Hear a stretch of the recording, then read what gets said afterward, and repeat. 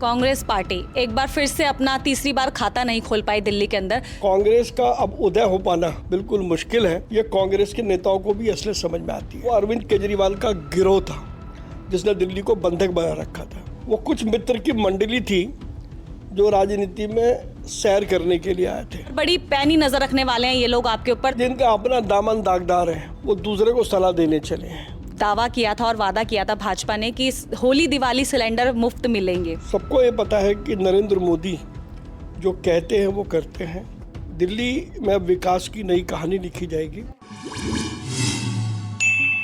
नमस्कार, आप देख रहे हैं क्विक न्यूज और मैं हूं आपके साथ डिंपल भारद्वाज। इस वक्त हमारे साथ मौजूद हैं दिल्ली के चांदनी चौक लोकसभा से सांसद प्रवीण खंडेलवाल जी। प्रवीण जी, बहुत बहुत बधाई। दिल्ली में 27 साल बाद का जो वनवास है भाजपा का वो खत्म हुआ है और इतने बड़ी संख्या में विधायक अब भाजपा के बन गए, तो क्या हम मान सकते हैं कि दिल्ली के अंदर अब जो काम करने की गति है वो तेज होगी?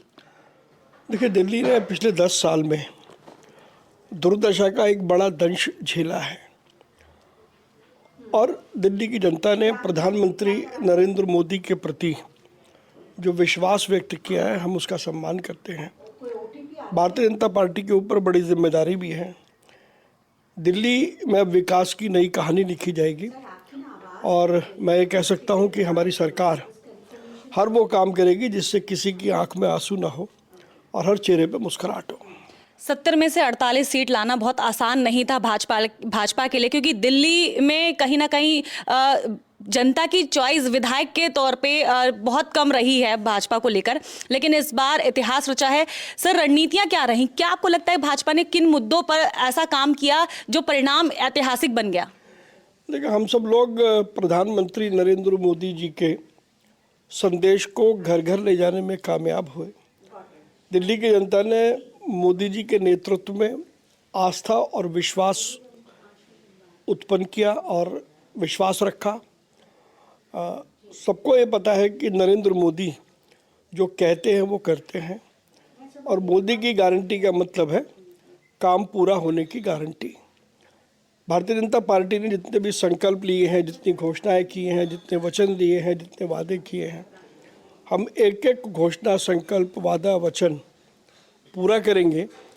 ये माननीय प्रधानमंत्री नरेंद्र मोदी जी ने भी साफ तौर पर कहा है और ये हम सब कार्यकर्ताओं की जिम्मेदारी भी है। आम आदमी पार्टी के राष्ट्रीय अध्यक्ष खुद अरविंद केजरीवाल भी इस चुनाव में हारे हैं। आप उनकी हार को किस तरह से देख रहे हैं? देखिए, पहली बात तो अरविंद केजरीवाल का जो दल है उसको पार्टी नहीं कहा जा सकता। वो कुछ मित्र की मंडली थी जो राजनीति में सैर करने के लिए आए थे। मैं ये इसलिए कह रहा हूँ क्योंकि उन्होंने दिल्ली में डेवलपमेंट का एक भी काम नहीं किया 10 साल में। कोई एक कॉलेज बना नहीं, कोई स्कूल एक नया खुला नहीं, कोई नया फ्लाईओवर बना नहीं और हम सब ने दिल्ली में कोई भी सड़क बनते हुए नहीं देखी पिछले 10 साल में।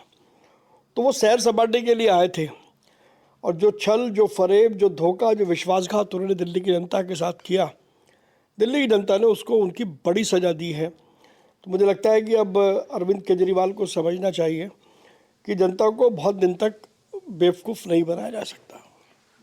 क्या लगता है प्रवीण जी कि दिल्ली के अंदर आम आदमी पार्टी की जो वापसी है क्या हो पाएगी, या फिर लगता है कि अब जो उनका वनवास है बहुत लंबा रहने वाला है? देखिए, मैंने कहा आप उसे पार्टी कह रही हैं, मैं कह रहा हूँ वो मित्रों की मंडली है और अगर थोड़ा सा मैं और शब्दों में कंजूसी ना करूँ तो वो अरविंद केजरीवाल का गिरोह था जिसने दिल्ली को बंधक बना रखा था। दिल्ली को उनके बंधक से मुक्ति मिली है। देखिए, अब दिल्ली के अंदर जो सरकार है वो तो भाजपा की है, लेकिन अभी भी निगम के अंदर तो अभी आम आदमी पार्टी काबिज है। उनके जो निगम पार्षदों की संख्या है वो बहुत ज़्यादा है।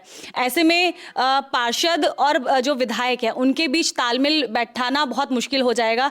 काम हो पाएंगे या नहीं हो पाएंगे, क्योंकि वही अब फिर से दिक्कत और मुसीबत फिर से दिल्ली की जनता को शायद झेलनी पड़ सकती है। देखिए, नगर निगम में आम आदमी के लोग हैं, इसमें कोई दो राय नहीं है, लेकिन ये भी तय कि ये नरेंद्र मोदी जी की सरकार है। जो अधिकारी काम नहीं करेगा उसको जाना पड़ेगा। या तो काम के आधार पर इवैल्यूएशन होने वाला है और ये बात सबको समझ में आती है। अभी क्योंकि चुनाव हमने देख लिए हैं, परिणाम हमने देख लिए हैं, अभी आप चर्चा भी कर रहे थे, बतौर सांसद आपके हाथ कितने मजबूत हुए हैं और विकास, क्योंकि बहुत सारे मुद्दों को लेकर भाजपा सरकार में आई है, जिसमें हम यमुना का भी मुद्दा ले सकते हैं, दिल्ली से पॉल्यूशन खत्म करने का मुद्दा ले सकते हैं। तो कैसे, क्या कोई प्लानिंग्स इस पे बनी है कि किस तरह से दिल्ली को एक साफ सुंदर दिल्ली बनाई जाएगी? क्योंकि भाजपा ही कह रहे हैं कि हम इंद्रप्रस्थ बनाएंगे दिल्ली को। देखिए, एक बार ज़रा भाजपा की सरकार यहाँ बनने दीजिए, तो एक एक विषय पर हम लोग उसका रोड मैप बनाएंगे जो हमारे पार्टी की परंपरा है। और इस बारे में ये कह सकता हूँ, आप राजस्थान देखें, मध्य प्रदेश देखें, महाराष्ट्र देखें, उत्तराखंड देखें, छत्तीसगढ़ देखें, वो सारे राज्य जहाँ पर भाजपा या एनडीए की सरकार है, वहाँ पर विकास की नई गाथाएं लिखी गई हैं। दिल्ली, एक लंबे समय से विकास दिल्ली के अंदर हुआ नहीं। जितना भी विकास हुआ वो केंद्र सरकार ने किया। अगर फ्लाईओवर बने तो केंद्र सरकार ने बनाए, हॉस्पिटल बने तो केंद्र सरकार ने बनाए। लेकिन अब दिल्ली की सरकार केंद्र सरकार के सहयोग से और माननीय प्रधानमंत्री नरेंद्र मोदी जी के नेतृत्व में दिल्ली में डेवलपमेंट के सारे काम करेगी। दिल्ली वालों की जो बुनियादी सुविधाएं हैं वो उनको दी जाएंगी।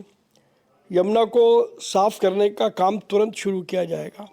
ऐसी बहुत सारी योजनाएं हैं जिन पर हमारी सरकार काम करेगी। केजरीवाल सरकार कह रही है कि वो विपक्ष में आए हैं और विपक्ष की अच्छी भूमिका निभाएंगे, और जिन वादों को लेकर, जिन इरादों को लेकर भाजपा सरकार में आई है, वो हम सुनिश्चित करेंगे कि वो सभी वादे पूरे करें। जैसे पहला वादा था कि 2500 रुपये का जो महिलाओं को मिलना है सम्मान राशि, वो पहली कैबिनेट बैठक में आप लोगों ने कहा था कि हम पास कर देंगे।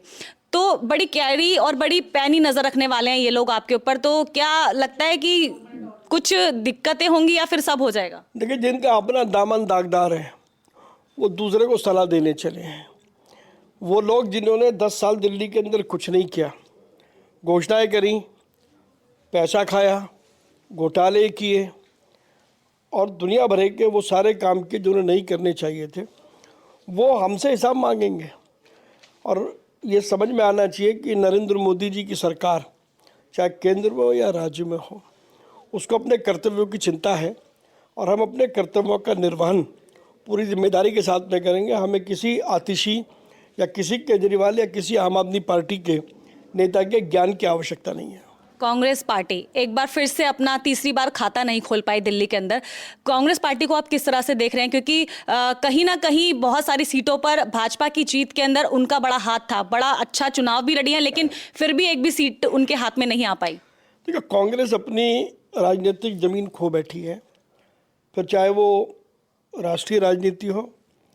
और हालत इतनी बदतर हो गई है कि यदि उन्हें राज्यों में राजनीति करनी है तो उन्हें किसी लोकल दल का सहारा लेना पड़ता है।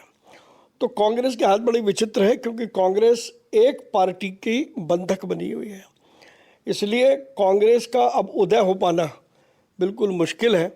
ये कांग्रेस के नेताओं को भी असलियत समझ में आती है। लेकिन कांग्रेस अध्यक्ष जो देवेंद्र यादव हैं, वो तो ये कह रहे हैं कि हम भले ही सीट नहीं जीत पाए, लेकिन हाँ, हम दिल्ली के अंदर ये एक चीज़ स्थापित करने में कामयाब रहे कि हम त्रिकोणीय मुकाबले में हैं। कहीं ना कहीं उनको ऐसा लग रहा है कि कांग्रेस अपनी स्थिति में वापस आने की। दिल्ली में 67 सीटों पर उनकी जमानत जब्त हो गई है। वो किस त्रिकोणीय मुकाबले की बात करें, मेरे को समझ में नहीं आता। ठीक है, क्योंकि अब बहुत जल्द ही हम देख पा रहे हैं कि सरकार बनने वाली है। सर, क्या हम जान सकते हैं कि सीएम चेहरा कौन हो सकता है? क्या इसके बारे में कोई पार्टी के साथ आपकी कोई चर्चा हुई है? भारतीय जनता पार्टी कार्यकर्ता आधारित पार्टी है। हमारी पार्टी में हर चीज़ का एक प्रोसेस है। और दिल्ली का मुख्यमंत्री कौन होगा, दिल्ली का नेतृत्व कौन करेगा, इसका निर्णय हमारी पार्टी का राष्ट्रीय नेतृत्व करेगा। विधायकों से सलाह मशवरा किया जाएगा और उसके अनुसार सही समय पर सही निर्णय लिया जाएगा। सर, एक होली भी आने वाली है बहुत जल्द, और दावा किया था और वादा किया था भाजपा ने कि होली दिवाली सिलेंडर मुफ्त मिलेंगे। तो क्या सर ये पहली होली से शुरू हो जाएगा या इसमें भी समय लगेगा त्योहारों पर? सरकार बनने दीजिए, सरकार बनेगी, मंत्रिमंडल उसके फैसले लेगा। लेकिन ये तय है कि भाजपा ने जो वादा किया है, भाजपा उस वादे को पूरा करेगी। तो ये थे हमारे साथ प्रवीण खंडेलवाल जी, जो चांदनी चौक लोकसभा से सांसद हैं। बड़ी बेबाकी से उन्होंने सभी मुद्दों को हमारे सामने रखा है और सब पे उन्होंने अपने वक्तव्य रखे हैं। ऐसे तमाम और मुद्दे लेकर हम इनके पास आते रहेंगे। बने रहिए क्विक न्यूज़ के साथ। नमस्कार।